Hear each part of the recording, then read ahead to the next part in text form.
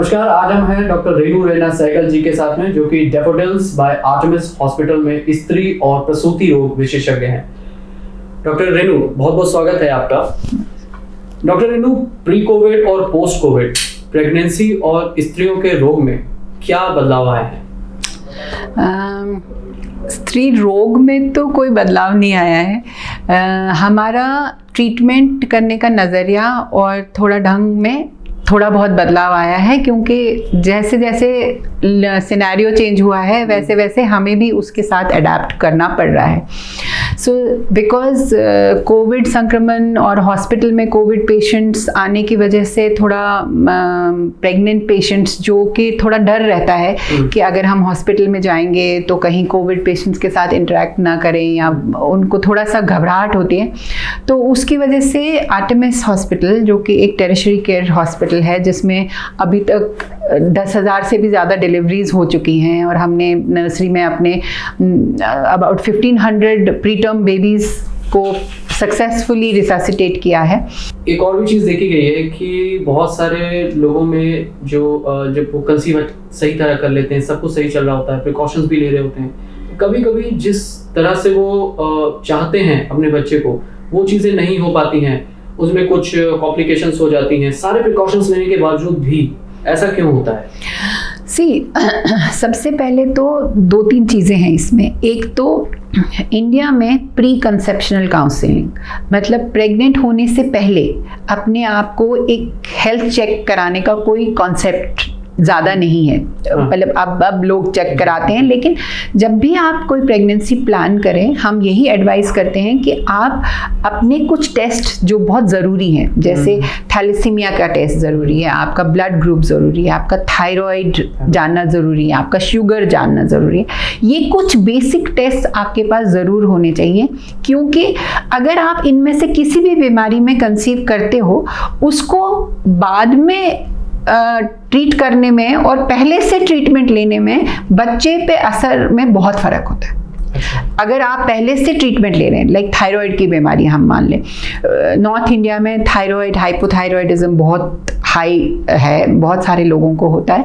तो अगर आपको पहले से आप थायराइड की दवाई खा रहे होंगे तो बेबी को इफ़ेक्ट नहीं करेगा, लेकिन अगर आपका थायराइड हार्मोन बहुत हाई होगा जब आप कंसीव करोगे, तो मिसकैरेज के चांसेस, बेबी के मेंटल एबनॉर्मैलिटीज़ के चांसेस ज़्यादा बढ़ जाते हैं।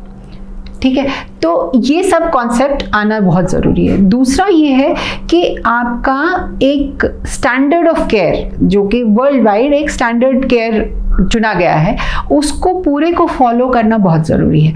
कि आपका इम्यूनाइजेशन पूरा हो, आपका एनामली स्कैन पूरा हो, आपको क्रोमोसोमल एबनॉर्मैलिटीज़ के लिए स्कैन किया जाए, और वो एक स्टैंडर्ड सेंटर पे और अच्छे सेंटर पे ही पॉसिबल होता है। सेकेंडली, उसके बावजूद भी फिर जैसे प्रेगनेंसी प्रोग्रेस करती है, आपके हेरिडिटरी फैक्टर्स, आपके प्लेसेंटल फैक्टर्स सब चेंज होते हैं, तो उसमें भी बदलाव आ सकता है।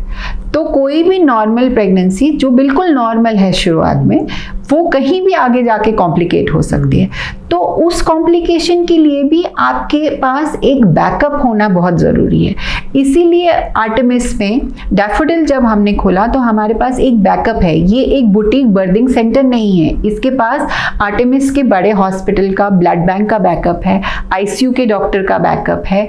अगर हमें कोई भी इमरजेंसी होती है, कोई भी न्यूरोलॉजी कंसल्ट है, एंडोक्रिनोलॉजी कंसल्ट है, हम यहाँ बैठ के कर सकते हैं। हमें उसमें दूसरे किसी भी अस्पताल पे डिपेंडेंट होने की ज़रूरत नहीं है। सो एक कंप्लीट पैकेज होना चाहिए। आप जहाँ पे भी आप डिलीवरी कराएं, आपको ये जानना बहुत ज़रूरी है कि नॉर्मल डिलीवरी ही क्यों ना हो, उसके लिए एक expert paediatrician, neonatologist, blood bank, anaesthesiologist and ICU specialist होने की ज़रूरत कभी भी पड़ सकती है। डिलीवरी के बाद भी, डिलीवरी के दौरान भी, और प्रेगनेंसी के दौरान भी। कोई भी प्रेगनेंसी में कहीं पे भी कुछ ना कुछ प्रॉब्लम आ सकती है। जैसे डायबिटीज़ आपकी फैमिली में है तो आपको प्रेगनेंसी में डायबिटीज़ आ सकती है। फर्स्ट टाइम मदर जिसने कभी भी ब्लड प्रेशर नहीं हुआ हो, प्रेगनेंसी में हाई ब्लड प्रेशर हो सकता है। प्रेगनेंसी में लिवर फंक्शन डिरेंज हो सकता है, जिसका सिर्फ प्रेगनेंसी से रिलेशन है, किसी और चीज से कोई रिलेशन नहीं है, उसमें कोई उसको प्रिवेंट नहीं कर सकता, वो आ रहा है तो आ सकता है, लेकिन उसको डिटेक्ट करना बहुत जरूरी है। तो ऐसी कुछ चीजें हैं जो सिर्फ प्रेगनेंसी में ही आपके सामने आती है, जैसे जैसे प्रेगनेंसी बढ़ती है, तो ये सब चीजों को लेके चलना पड़ता है। डॉक्टर, कुछ जगह ऐसा भी देखा जाता है इन सोसाइटी की लोग प्रॉपर ट्रीटमेंट ले रहे हैं, सारी चीजें हैं, लेकिन एक होता है कि कुछ घरेलू नुस्खे होते हैं और कुछ प्रॉपर ट्रीटमेंट होता है। तो अगर प्रॉपर ट्रीटमेंट से किसी को अगर किसी भी वजह से कुछ वो फायदा नहीं दिख रहा है, हो रहा है लेकिन दिख नहीं रहा है, तो उनके घर में जो दादी हैं, नाना नानी है, वो कहते हैं कि नहीं जी अब आप ऐसा करो, ये नहीं हम तुम्हें ये पीस के खिलाएंगे तो वो उससे बच्चा बहुत मजबूत होगा, तुम घी पियो, दूध पियो, ये तो ऐसे कुछ नहीं होता, तो लोग कहते हैं डॉक्टर्स। उस कॉन्सेप्ट के बारे में आपका क्या मानना है?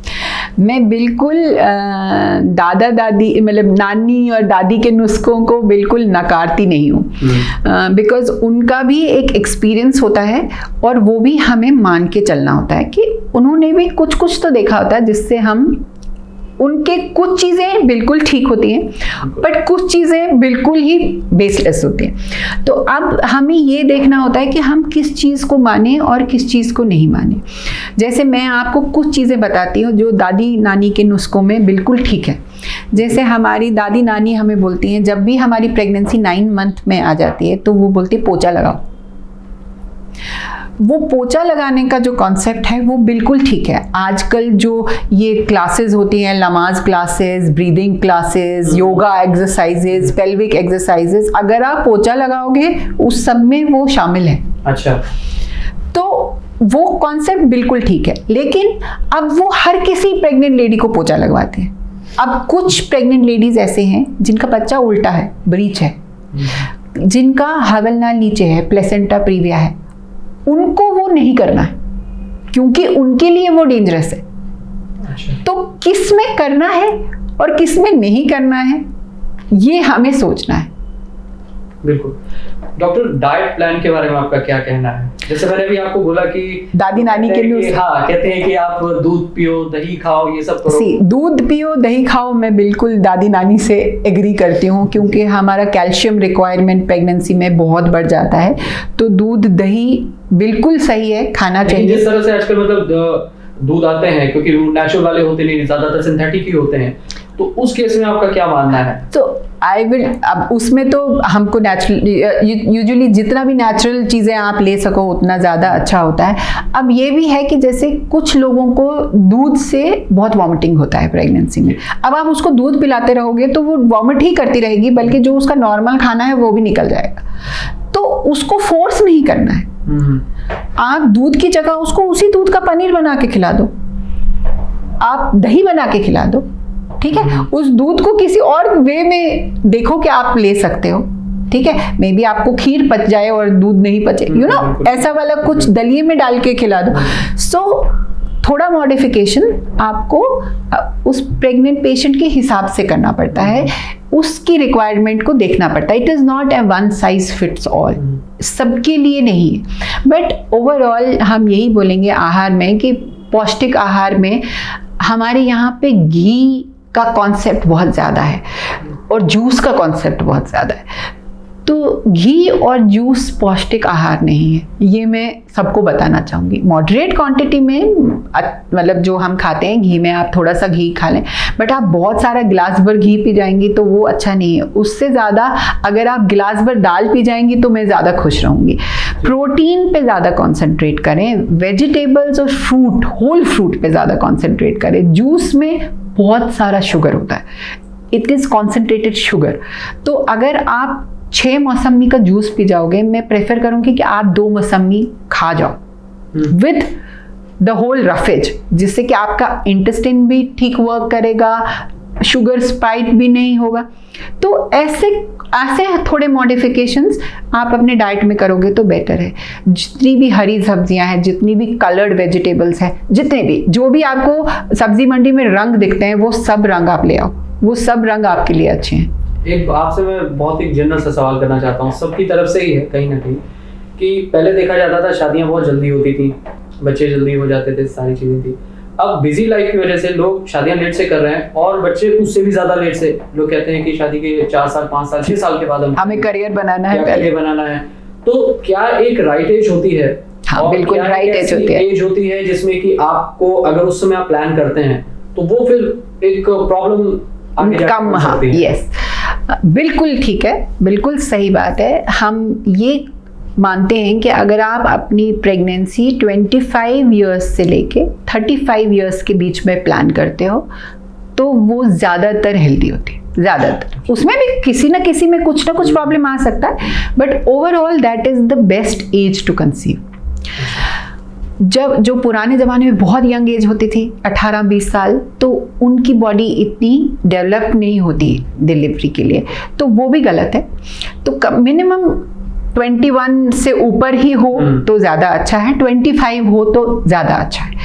और 35 ईयर्स से ऊपर आप करते हो तो बच्चे में क्रोमोसोमल एबनॉर्मेलिटीज़ आने का रिस्क ज़्यादा बढ़ जाता है, तो उस टाइम से पहले करो तो ज़्यादा अच्छा है। बट एज यू नो, आजकल शादी ही 30-31 एज में होती है या 34 पे होती है, क्योंकि आप पढ़ाई कर रहे होते हो। मैं किसी को ये नहीं बोलूँगी कि आप अपना करियर छोड़ दो, आप करियर पे ध्यान मत दो, बट जब भी आप प्लान कर रहे हो, अगर आप 35 के पास में आ रहे हो तो एडवाइजेबल है कि आप अपने कुछ टेस्ट करा लो, ताकि ये तो पता चले कि आपकी बॉडी ठीक से फंक्शन कर रही है, ताकि ऐसा ना हो कि एक बार जब आप एंड मोमेंट पे पहुंचो तब आपको और सारी प्रॉब्लम्स हो जो फिर हमें फिक्स करने में और टाइम लग जाए। एटलीस्ट आपको ये पता होना चाहिए कि मेरी बॉडी ठीक है, मैं 1-2 साल और वेट कर सकती हूँ। ठीक है, तो ये जो आपने सारी चीज़ें बताई हैं, इसके साथ में मैंने आपसे पहले भी एक सवाल किया था कि जो हमारा डाइटरी प्लान होता है, आपने कहा कि वो फिक्स नहीं होता, वो किसी के लिए भी कोई भी सारी चीज़ हो सकती है। कुछ ऐसी मेडिसिन जो मैंने कहीं थोड़ा बहुत पढ़ा है कि कुछ 10 टाइप्स की मेडिसिन होती हैं जो कि इसमें प्रेफर्ड होती हैं, जिसमें फॉलिक एसिड हो गया और आपका एंजाइटी से रिलेटेड कुछ हो गए। तो नहीं, फॉलिक एसिड है, आयरन है, कैल्शियम है, विटामिन डी है। अगर किसी को B12 की डेफिशिएंसी है तो B12 है, DHA बेबी के ब्रेन डेवलपमेंट के लिए। ये हैं जो कि हर मदर को लेने हैं, हर मदर को लेने ही हैं प्रेगनेंसी में। तो कुछ हैं जो फिर आपको अगर प्रॉब्लम है तो लेने हैं, थायराइड है तो उसका दवाई लेना है, कुछ और है। बट ये जो बेसिक वाली चीज़ें हैं, इसके अलावा कुछ वैक्सीनेशन, जैसे आपको टेटनस का वैक्सीनेशन लेना चाहिए, फ्लू का वैक्सीनेशन प्रेगनेंसी में लेना चाहिए, Tdap जिसमें पर्टूसिस और टेटनस दोनों मिक्स होते हैं, वो वैक्सीनेशन।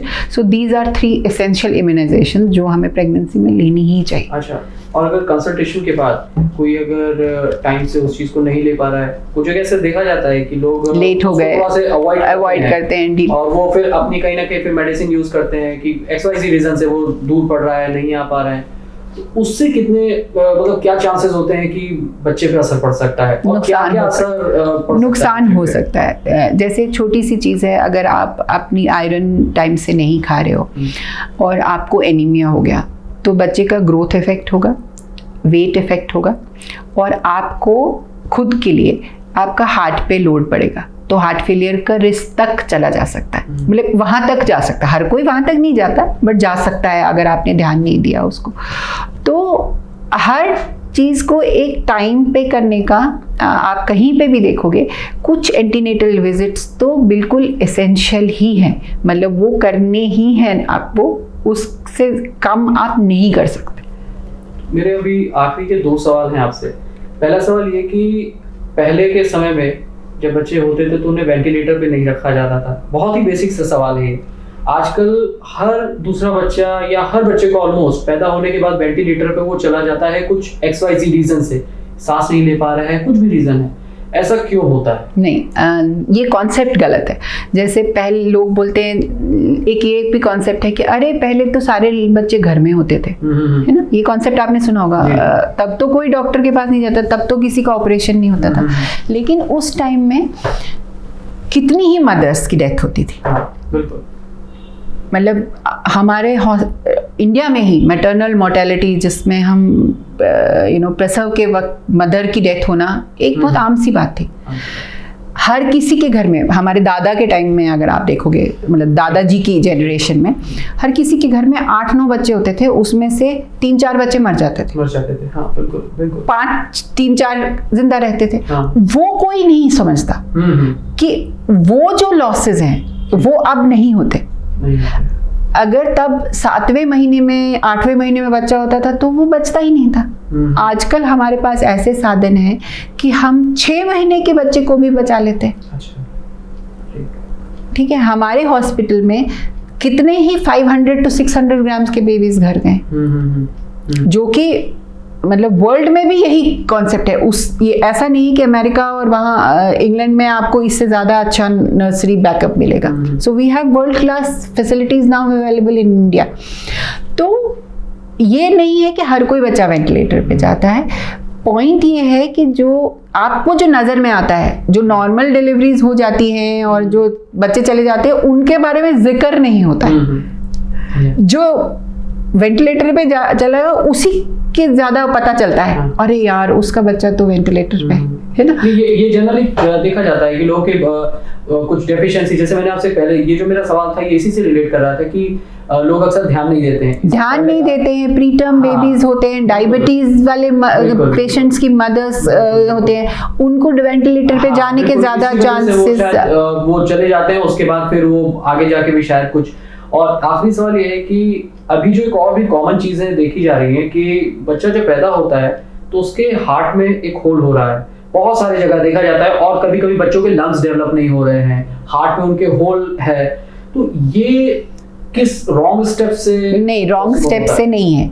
बच्चों के हार्ट में होल है वो पहले भी होता था, लेकिन वो उनका तब पता चलता था जब बड़े होके उन्हें भागने में दिक्कत होती थी या किसी चीज में अभी क्या है कि अल्ट्रासाउंड से, फीटल इको से वो चीजें मदर के पेट में ही डिटेक्ट हो रही है। ये सब क्यों? डिटेक्शन जल्दी हो रहा है। क्यों ऐसा? कंजेनाइटल हार्ट प्रॉब्लम्स के लिए काफी कोई बीमारियां ऐसी हैं जिनमें बच्चों में हो सकता है। डायबिटीज उसमें से एक है, जो हमारे ऑटो इम्यून डिसऑर्डर्स जिनको हम बोलते हैं, उनमें बच्चों में कंजेनाइटल मैलफॉर्मेशंस होने का रिस्क ज्यादा रहता है। बट कभी कभी एक स्ट्रक्चरल एडनॉर्मल भी हो सकती है। तो लेकिन अब यही है कि ऐसा नहीं कि अभी ज्यादा हो रहा है, अभी ज्यादा डिटेक्ट हो रहा है। पहले भी इतना ही होता था, अभी डिटेक्शन ज्यादा बढ़ गया। ठीक है, तो अगर सीधे सरल शब्दों में कहें तो डॉक्टर का कहना ये है कि आप प्रिकॉशंस लीजिए और सही समय पर सही इलाज कराएं, वरना प्रॉब्लम्स और कॉम्प्लिकेशंस बढ़ सकती है। और अपने किसी भी नुस्खे को आजमाने से पहले एक बार अपनी बॉडी की कैपेसिटी को चेक कर लें और डॉक्टर से सलाह लेकर ही आप किसी तरीके का कोई स्टेप उठाएं। तो बहुत बहुत धन्यवाद डॉक्टर, हमारे आप शो में आने के लिए। Thank you.